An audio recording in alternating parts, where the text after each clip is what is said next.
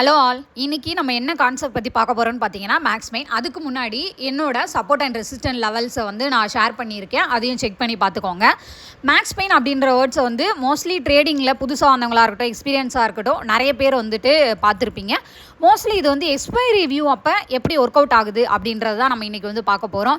Expiry view அப்படின்னு எடுத்துக்கிட்டோனாலே at the money OTM அப்படின்னு சொல்லி நிறைய பேர் பார்ப்பாங்க. ஓடிஎம்மில் ஒரு 5 ரூபா இருக்க ஒரு ப்ரீமியம் பார்த்தீங்கன்னா சடனாக 50 ரூபா போகும். ஸோ அதெல்லாம் எப்படி நடக்குது, அதெல்லாம் நிறைய ரீசன் இருக்கும். அதில் ஒன் ஆஃப் த பாயிண்ட் அப்படின்னு பார்த்தீங்கன்னா மேக்ஸ்மெயின் அப்படின்னு சொல்லலாம்.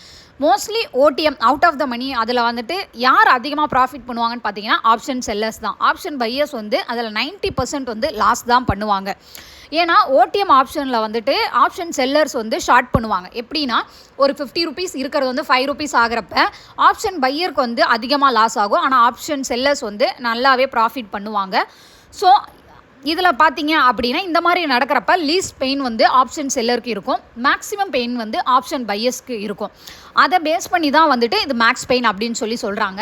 நான் சிம்பிளாக சொல்கிறேன். மார்க்கெட் இப்போ 24,500 ட்ரேட் ஆகிட்டுருக்கு அப்படின்னா மேக்ஸ் பெயின் 24,700 இருக்குது. அதுக்கு கீழே தான் மார்க்கெட் ட்ரேட் ஆகிட்டுருக்கு அப்படின்னா மோஸ்ட்லி மார்க்கெட் ஒரு புல்லிஷ் மூமெண்ட் கொடுக்கறதுக்கு நிறைய சான்சஸ் இருக்குது. அதே மாதிரி மேக்ஸ் பெயினை விட எல்டிபி இப்போ மார்க்கெட் ட்ரேட் ஆகிட்டு இருக்கிறது பிலோவில் இருக்குது இல்லை அபோவில் இருக்குது அப்படின்னு பார்த்தீங்க அப்படின்னா நம்ம ஃபஸ்ட்டு பிலோவில் பார்த்தோம். இப்போ நெக்ஸ்ட் அபோவில் இருக்குது. இப்போ 24,500 மேக்ஸ் பெயின் இருக்குது. மார்க்கெட் 24,700 ட்ரேட் ஆகிட்டு இருக்கு அப்படின்னா மார்க்கெட் அந்த 24,500க்கு கீழே வர நிறைய சான்சஸ் இருக்குது. ஸோ பியரிஷ் மூமெண்ட்டை எக்ஸ்பெக்ட் பண்ணலாம். ஒன்லி இந்த கான்செப்டை மட்டும் வச்சு ட்ரேட் பண்ணால் கரெக்டாக இருக்குமா அப்படின்னு பார்த்தீங்கன்னா கிடையாது. இன்னும் இதில் நம்ம நிறைய ஸ்ட்ராட்டஜி யூஸ் பண்ணுவோம். சப்போர்ட் ரெசிஸ்டன்ஸாக இருக்கட்டும், லிக்விடிட்டியாக இருக்கட்டும், ஓப்பன் இன்ட்ரெஸ்ட்டாக இருக்கட்டும், இந்த மாதிரி நிறைய விஷயங்கள் யூஸ் பண்ணுவோம். இது ஒரு ஒன் ஆஃப் த கான்செப்ட் தான் நான் உங்களுக்கு ஜஸ்ட்டு சொல்லியிருக்கேன். ஏன்னா மேக்ஸ் பெயின்னா என்னன்னே தெரியாமல் நிறைய பேர் இது என்ன மேக்ஸ் பெயின் சொல்கிறாங்க, என்ன மேக்ஸ் பெயின் சொல்கிறாங்க அப்படின்னு சொல்லி கன்ஃபியூஷனாக இருப்பீங்க. ஸ்பெசிஃபிக்காக எக்ஸ்பைரி டே அன்னைக்கு பார்த்தீங்கன்னா மார்க்கெட் ஒரே மாதிரி ரேஞ்ச் பிரேக் அவுட்லேயே இருக்கும். பார்த்தீங்கன்னா 24,500 to 24,600 ரேஞ்சாக இருக்கட்டும், ஃபார் எக்ஸாம்பிள் 24,200 to 24,300 ரேஞ்ச் ஆகட்டும், இதே மாதிரி ஒரு ரேஞ்ச் பவுண்டுக்குள்ளேயே இருக்கும். ஸோ அந்த மாதிரி ஒரு ரேஞ்ச் பவுண்டுக்குள்ளேயே மார்க்கெட் மூவ்மெண்ட் ஆகிட்டு அதுலேயே க்ளோஸ் ஆச்சு அப்படின்னு பார்த்தீங்கன்னா மோஸ்ட்லி அதில் ஆப்ஷன் செல்லர்ஸ் தான் நிறைய ப்ராஃபிட் பண்ணுவாங்க. ஆப்ஷன்ஸ் பையர்ஸ் அவ்வளோவா ப்ராஃபிட் பண்ண மாட்டாங்க. மார்க்கெட்டில் ஒரு நல்ல ஒரு வைலண்ட் மூமெண்ட் இருந்துச்சுன்னா தான் ஆப்ஷன் பையருக்கு ஒரு நல்ல ப்ராஃபிட் கிடைக்கும்.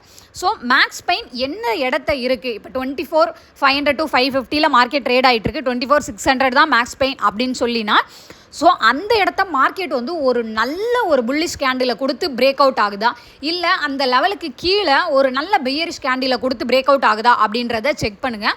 அடுத்து உங்களோட மேஜரான சப்போர்ட் அண்ட் ரெசிஸ்டன்ட் லெவலை வச்சும் அண்ட் நான் முன்னாடி சொன்ன சில ஸ்ட்ராட்டஜி வச்சும் நீங்கள் ட்ரேட் பண்ணீங்க அப்படின்னா எக்ஸ்பைரியில் நல்லாவே ஒரு நல்ல ப்ராஃபிட் பார்க்கலாம்.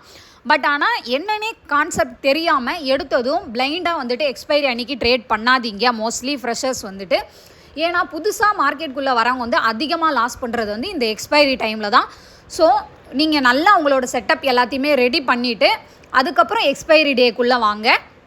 இந்த கான்செப்ட் யாருக்கெல்லாம் புரிஞ்சிச்சு, இல்லை இன்னும் டீட்டெயில்டாக வேணும் அப்படின்னு சொல்லினா எனக்கு கமெண்ட் பண்ணுங்கள். தேங்க்ஸ் ஃபார் வாட்சிங். Thank you all.